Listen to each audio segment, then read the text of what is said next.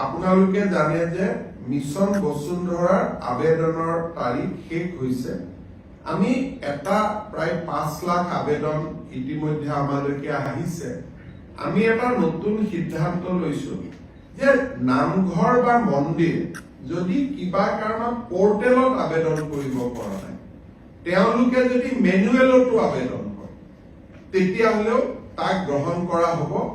আৰু মেনুৱেলত আবেদন দিয়াৰ সময় আমি এই মাহৰ 30 তাৰিখলৈকে আমি বঢ়াই দিছো।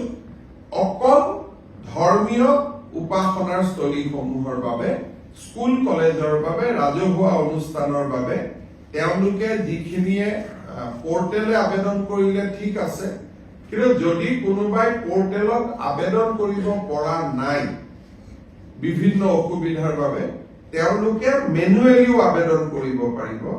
আৰু এইটো ব্যক্তিৰ ক্ষেত্ৰত প্ৰযোজ্য নহব। অনলি ৰাজহুৱা অনুষ্ঠান, নামঘৰ, উপাসনাৰ থলী এওঁলোকে এতিয়াৰ পৰা আমাৰ মেনুৱেলিও তেওঁলোকে আবেদন কৰিব পাৰিব। আৰু সেই আবেদনৰ সময় 30 জানুৱাৰীলৈকে থাকিব, যাতে আমাৰ এটা প্ৰচেষ্টা আছে যে নামঘৰসমূহ, মন্দিৰসমূহৰ মাটিবিলাক যাতে এইবাৰ আমি যেনে তেনে এটা ম্যাদীকৰণ কৰিব পাৰো।